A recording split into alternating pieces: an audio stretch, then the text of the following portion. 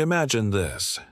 The year is 1922, deep in Egypt's Valley of the Kings. After years of digging through the scorching desert, a British archaeologist named Howard Carter finally uncovers a staircase buried beneath centuries of sand. At the bottom, sealed behind ancient stones, lies the untouched tomb of the boy pharaoh Tutankhamun. The world erupts in fascination.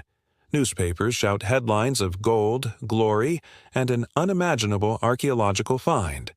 But shortly after the tomb is opened, something strange begins to happen. People start dying. Not just one or two, but several, all connected in some way to the tomb. The whispers grow louder. Is it coincidence? Is it ancient revenge? Or are we witnessing the wrath of a long-dead king?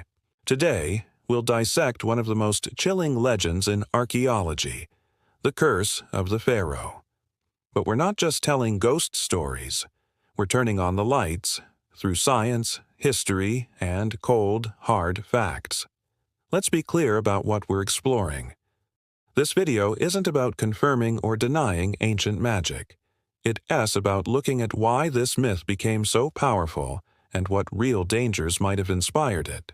You're going to learn about toxic mold that can survive for thousands of years, about the psychology of belief and how your brain might be tricking you.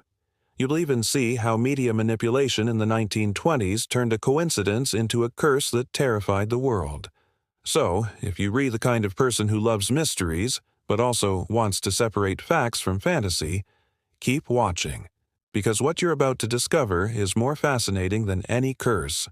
So, let's travel back to the moment it all began. November 4th, 1922. Carter's team stumbles upon a step, then another, and soon they've uncovered a sealed doorway. Days later, they break through and find themselves staring into a treasure-filled chamber unlike anything ever seen. Gold-covered statues, chariots, jewelry, weapons, and in the innermost room, a golden sarcophagus housing the mummified remains of a teenage pharaoh. Tutankhamun had died at around 18 or 19 years old, forgotten by history until now. But just as the world celebrated this incredible find, something darker began to unfold. Only months after the tomb's opening, Lord Carnarvon, the expedition's financial backer, died suddenly in Cairo. The cause? An infected mosquito bite. But the timing was eerie. Soon, others who visited the tomb or handled its contents also met untimely ends.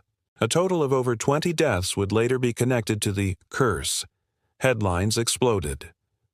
Pharaoh's curse strikes again. Tomb of Terror claims another life.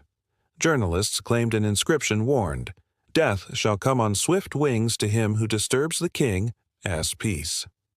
Whether this inscription ever existed is still debated. But it didn't matter. The idea of a deadly curse had already captured the public imagination. And as more deaths were reported, the legend grew stronger. The victims included Carter's personal secretary, who died of blood poisoning, a visitor to the tomb who dropped dead of a heart attack. Even Carter's own pet canary was reportedly killed by a cobra, the symbol of Egyptian royalty. All of it fed the story. But was it real? Let's put the curse under a microscope. First, we need to separate myth from math. Studies done decades later by epidemiologists and historians show that the death rate among people involved with the excavation was an d higher than average. In fact, many of them lived long lives. Howard Carter himself lived until 1939, 17 years after the discovery. So where's the pattern? Where's the proof of a curse? It's not there. What we do find, however, are logical explanations that are even more fascinating than fiction. Enter the science. Let's talk about toxic mold. Sealed tombs like Tutankhamun Es are the perfect breeding ground for fungi like Aspergillus flavus and Stachybotrys chartarum. These molds produce potent mycotoxins that, when inhaled, can cause respiratory failure, immune system collapse, and even death, especially in individuals with pre-existing conditions. Lord Carnarvon had a weakened immune system due to previous illnesses. When he entered that poorly ventilated, dusty tomb, he might have inhaled deadly spores released after centuries of confinement. That's not a curse, it's microbiology. And there's more. Gas chromatography tests have revealed that ancient tombs can also contain harmful gases, like formaldehyde, hydrogen sulfide, and ammonia, released from the breakdown of organic matter. Imagine stepping into a sealed space filled with thousands of years of decay. Breathing that air in deeply, especially while under physical stress or without protective equipment, could lead to fainting, confusion, or even death. These are real risks, confirmed by modern science. No dark magic necessary.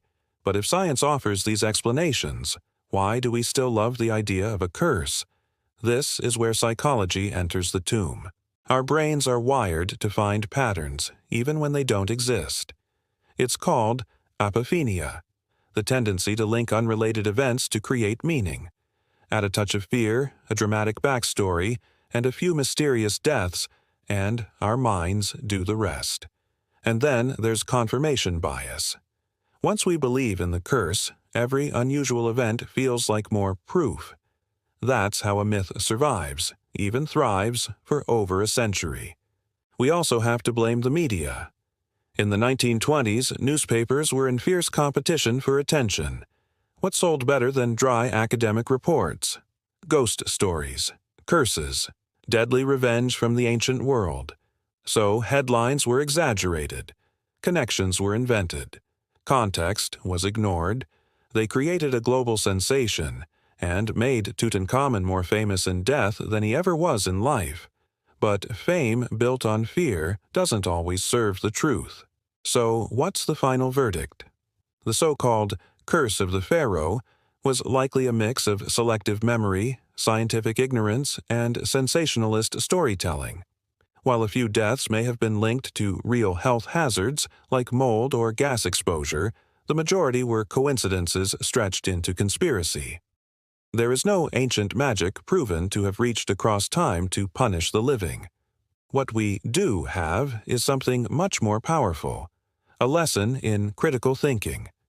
And that's what this video is really about. When we investigate myths using evidence, we learn to question, not just what we're told, but what we're conditioned to believe. We gain tools to distinguish fact from fear and truth from legend. So, the next time you hear about a curse, ask yourself, what's the story behind the story? What don't they want you to question? Now, I want to hear from you. With everything we've uncovered, pun intended, do you still believe in the Pharaoh's curse? Or has science changed your mind? Leave your thoughts in the comments. If you love unraveling ancient mysteries through logic and facts, hit like, subscribe, and share this video with a fellow curious mind. This is more than just a story about a tomb. It's a reminder of how powerful truth can be when we dare to dig deeper. See you in the next video.